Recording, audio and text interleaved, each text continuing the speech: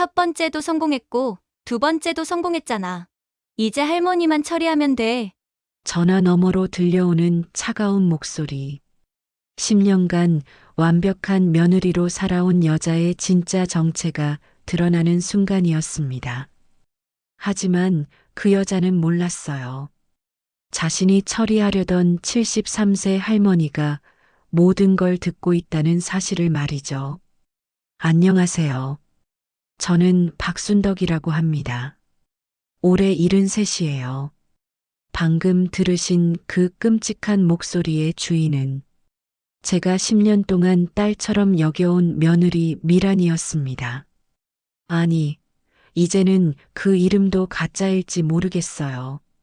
제가 오늘 여러분께 들려드릴 이야기는 정말 믿기 어려우실 거예요. 하지만 모두 사실입니다. 완벽해 보였던 며느리가 사실은 연쇄살인마였고 73세 할머니인 제가 어떻게 그 악마 같은 여자를 무너뜨렸는지 말이에요. 처음 시작은 정말 아름다웠어요. 우리 아들 민수가 미란이를 데리고 집에 왔을 때 저는 하늘에서 내려준 선물 같다고 생각했거든요. 어머니, 앞으로 잘 부탁드려요. 어머니를 친어머니처럼 모시겠습니다. 고마워. 미란아, 우리 민수 잘 부탁한다. 그때 미란이의 눈빛은 정말 순수해 보였어요. 지금 생각해보면 연기였겠지만 말이에요. 하지만 그때는 정말 좋은 며느리를 만났다고 기뻤죠. 미란이는 모든 면에서 완벽했어요.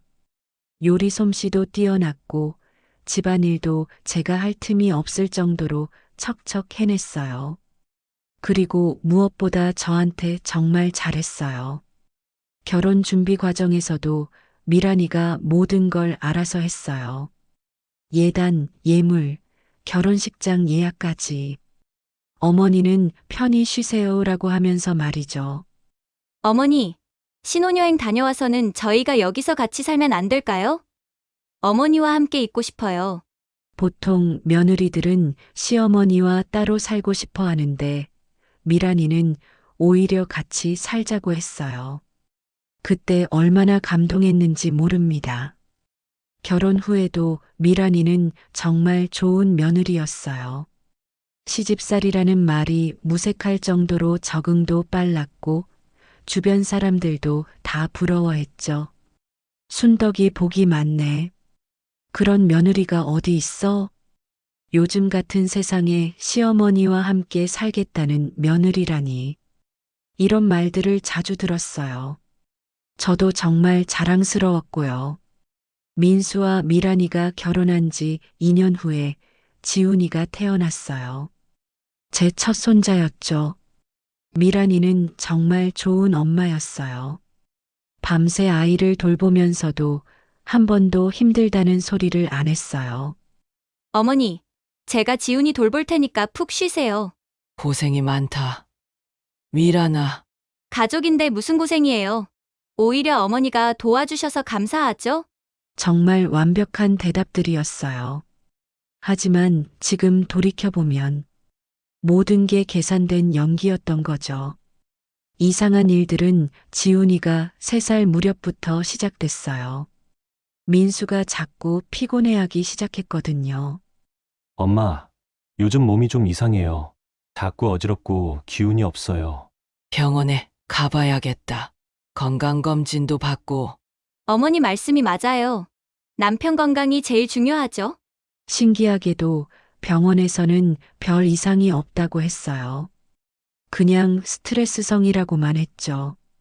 하지만 민수의 상태는 점점 더 안 좋아졌어요. 엄마, 미란이가 요즘 좀 이상해요.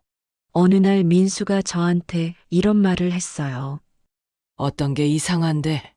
말로는 설명하기 어려운데 예전과 달라진 것 같아요. 밤에 자주 나가기도 하고. 그때는 부부간의 사소한 갈등이라고 생각했어요. 신혼도 지났고 아이도 생겼으니 서로 적응하는 시간이 필요하다고 여겼죠. 하지만 지금 생각해보면 민수도 뭔가 이상함을 느꼈던 것 같아요. 그리고 얼마 후 민수가 죽었습니다. 그날은 평범한 화요일이었어요. 민수가 회사에서 집으로 오는 길이었죠. 오후 7시경이었는데 갑자기 전화가 왔어요. 어머니, 민수 씨가.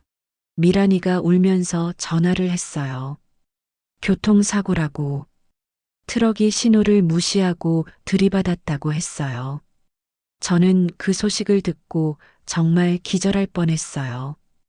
우리 아들이 그렇게 갑자기 병원에 도착했을 때 민수는 이미 숨을 거둔 후였어요. 의사 선생님이 말씀하시길 현장에서 즉사했다고. 고통은 없었을 거라고 하시더라고요. 어머니, 어떡해요. 미란이도 그렇게 울었어요. 눈물 범벅이 되어서 저를 붙잡고 우는 모습이 그때는 정말 같이 슬퍼하는 줄 알았어요. 장례식 때도 미란이는 완벽했어요. 조문객들 응대하고 모든 절차 처리하고 저는 너무 슬퍼서 아무것도 할 수 없었는데 미란이가 다 해줬어요. 며느리가 정말 훌륭하다. 이런 며느리를 두어서 복이야. 사람들이 계속 이런 말을 했어요. 저도 그렇게 생각했고요. 하지만 장례식이 끝나고 뭔가 달라지기 시작했어요. 아주 미묘하게 눈치채지 못할 정도로 말이에요. 먼저 미란이의 표정이 변했어요. 슬픔에 잠겨있던 얼굴에서 뭔가 다른 감정이 스쳐 지나가는 걸 봤거든요. 안도감 같은, 아니면 만족감 같은. 어머니, 이제 우리 둘이 지훈이 잘 키워야죠. 그래.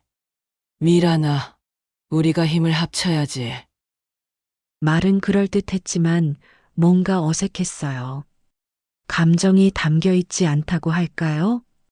일주일 후에는 더 이상한 일이 생겼어요. 미란이가 밤늦게 전화를 하는 소리를 들었거든요.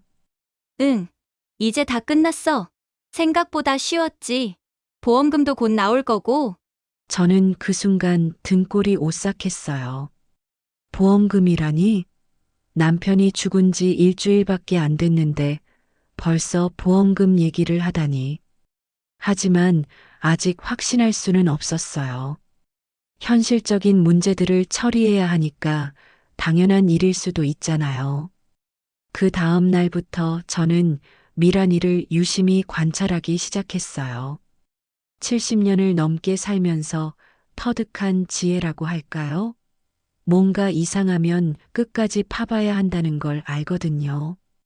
미란이는 여전히 저한테는 잘했어요. 하지만 제가 안 보는 곳에서는 달랐어요.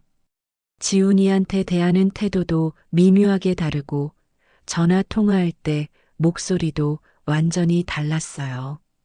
한 달이 지났을 때 결정적인 순간이 왔어요. 화장실에 가려고 일어났는데 미란이가 또 전화를 하고 있었어요. 이번에는 더 가까이에서 들을 수 있었죠. 첫 번째도 성공했고, 두 번째도 성공했잖아. 이제 할머니만 처리하면 돼. 저는 그 말을 듣고 온몸이 얼어붙었어요. 첫 번째, 두 번째, 그리고 이제 할머니? 바로 그때 깨달았어요. 이 여자가 저를 없애려고 한다는 걸 말이에요. 그 다음날 미란이가 갑자기 이상한 제안을 했어요. 어머니, 요즘 깜빡깜빡 하시는 것 같아서 혹시 치매 검사 받아보시는 게 어떨까요? 치매. 내가 왜? 아니에요. 그냥 예방 차원에서요. 요즘 건망증이 좀 심해지신 것 같아서. 저는 그 순간 모든 퍼즐이 맞춰지는 걸 느꼈어요. 이 여자가 저를 치매 환자로 만들어서 요양원에 보내려고 한다는 걸 말이에요. 하지만 저는 아무렇지 않은 척 했어요. 그래? 내가 그랬나? 나이가 드니까 그럴 수도 있겠네. 네, 그냥 확인해 보시는 거예요. 아무것도 아니실 거예요. 그날부터 저는 40년 지기 친구 영자한테 도움을 요청했어요. 영자야, 미란이의 과거에 대해서 알아봐 줄 수 있어? 왜? 뭔가 의심되는 게 있어? 설명하기 복잡한데, 일단 첫 번째 남편이 어떻게 죽었는지 알아봐 줘. 영자의 조카가 경찰이라서 특별히 신경 써달라고 부탁했어요. 일주일 후 영자가 충격적인 소식을 가져왔어요. 순덕아, 이거 큰일이야. 미란이 첫 번째 남편도 의문사야. 의문사, 3년 전에 갑작스럽게 심장마비로 죽었는데 사망 직전까지 건강검진에서 이상 없다고 나왔어. 그리고 영자가 말을 멈췄어요. 그리고 뭐, 사망 6개월 전에 5억 원의 생명보험에 가입했어.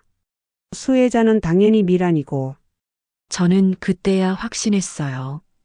미란이가 계획적으로 남편들을 죽이고 보험금을 받아낸 거라는 걸 말이에요. 영자의 조카인 정영사가 이 사건을 더 자세히 조사해 줬어요. 할머니, 이건 연쇄살인입니다. 김동철과 박민수, 두 사건 모두 비슷한 패턴이에요. 어떤 패턴이요?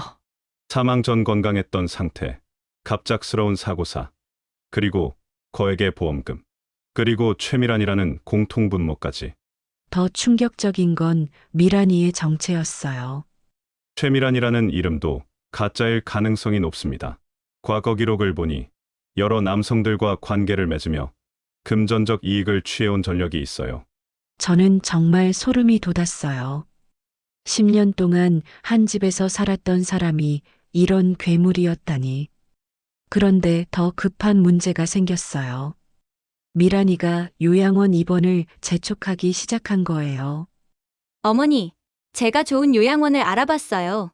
시설도 좋고, 프로그램도 다양하고, 요양원. 왜 갑자기? 지훈이도 커가고, 어머니 혼자 계시기 외로우시잖아요. 같은 또래분들과 함께 계시면 더 즐거우실 것 같아서. 저는 그 순간 깨달았어요. 미란이가 더 이상 기다릴 수 없는 상황에 몰렸다는 걸 말이에요. 정영사가 말했어요. 할머니, 새로운 타겟이 있는 것 같아요. 최근에 미란이와 만나는 남성이 있는데 그 사람도 거액의 생명보험에 가입했어요. 아, 그래서 저를 빨리 처리하려고 하는구나 싶었어요. 새로운 먹잇감을 찾았으니까 기존 짐을 정리하려는 거죠. 하지만 저는 그냥 당할 순 없었어요. 우리 민수의 억울함도 풀어야 하고 하나뿐인 손자 지훈이도 지켜야 했거든요. 정영사와 함께 작전을 세웠어요. 미란이가 스스로 자백하도록 함정을 파는 거였죠.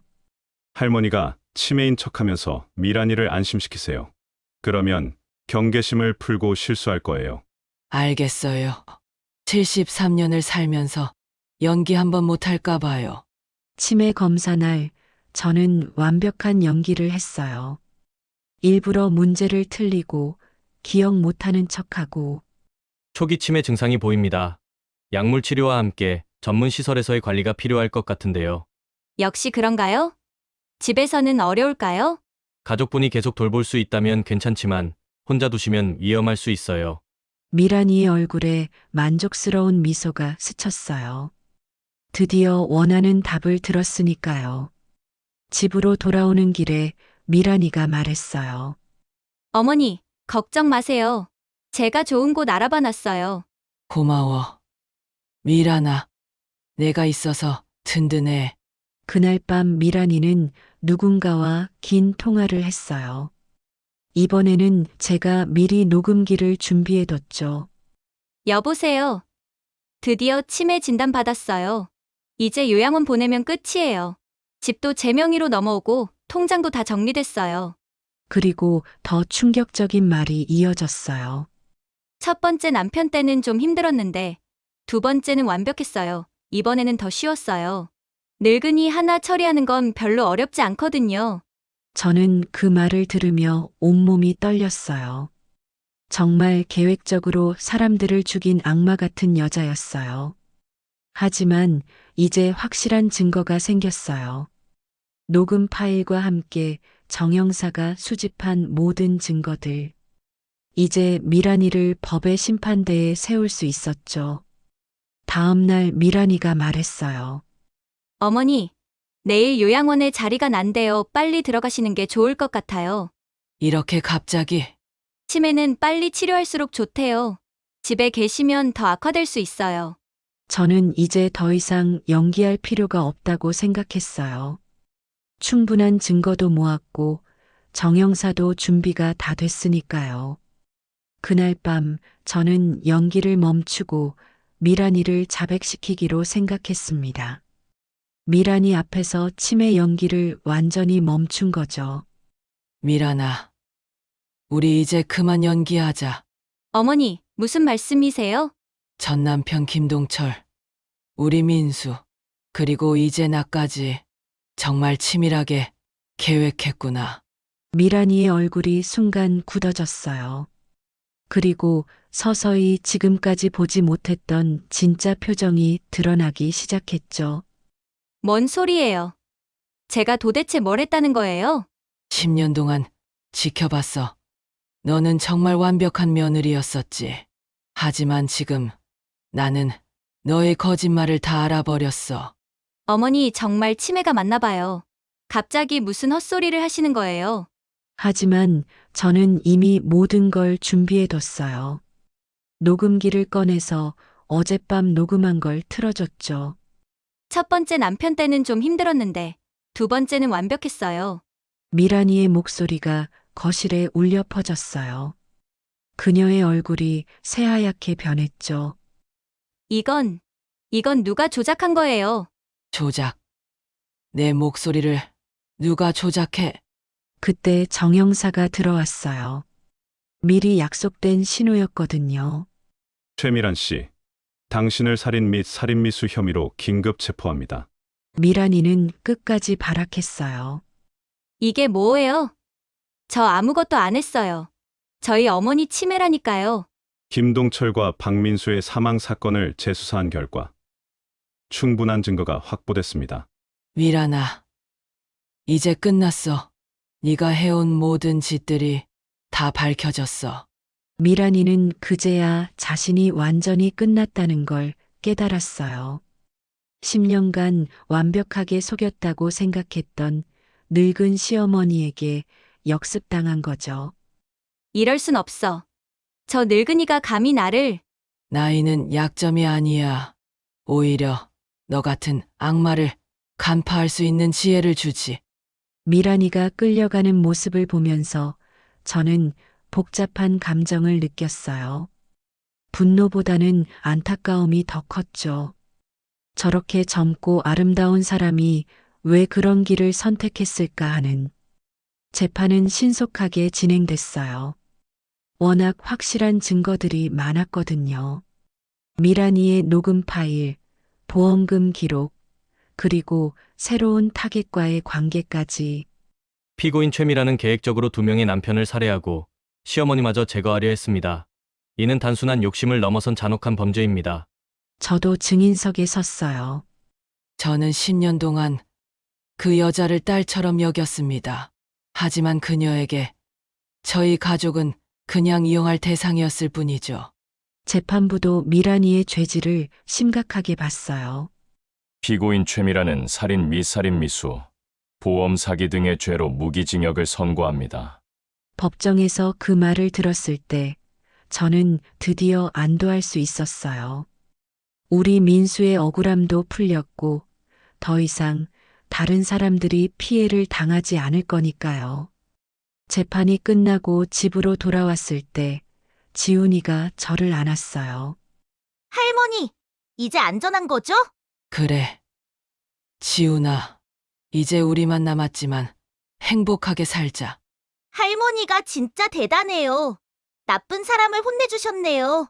아이는 아직 어려서 모든 걸 이해하지는 못하지만 적어도 이제 안전하다는 걸 알고 있었어요. 영자도 찾아왔어요. 순덕아 정말 대단했어. 이 나이에 그런 악마를 혼자 상대했다니. 혼자가 아니었어. 너와 정영사. 그리고 하늘에서 우리 민수도 도와줬을 거야. 그래도 용감했어. 나라면 그렇게 못했을 거야. 저는 용감했던 게 아니에요. 그냥 할머니로서 가족을 지키는 일을 했을 뿐이죠. 몇 개월이 지난 지금 저와 지훈이는 평범하지만 행복한 일상을 보내고 있어요. 지훈이는 학교에서 친구들과 잘 지내고 저는 동네 할머니들과 수다도 떨면서 지냅니다. 가끔 사람들이 물어봐요. 어떻게 그런 상황에서 침착할 수 있었느냐고요. 저는 이렇게 답해요. 나이가 들었다고 해서 바보가 되는 건 아니라고요. 오히려 오랫동안 살면서 쌓인 지혜와 경험이 있기 때문에 더 빨리 이상한 점을 눈치챌 수 있다고요. 여러분도 기억하세요. 나이는 약점이 아니라 자산이라는 걸 말이에요. 저는 73세의 할머니였지만 계획적인 연쇄살인마를 무너뜨릴 수 있었거든요. 그리고 무엇보다 포기하지 마세요. 세상에는 미란이 같은 사람들이 분명히 있어요. 특히 노인들을 노리는 사람들이 많죠.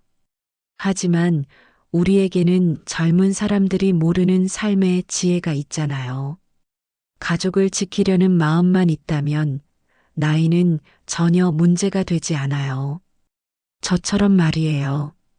마지막으로 이런 말씀을 드리고 싶어요. 여러분 주변에 너무 완벽한 사람이 있다면 한 번쯤 의심해 보세요.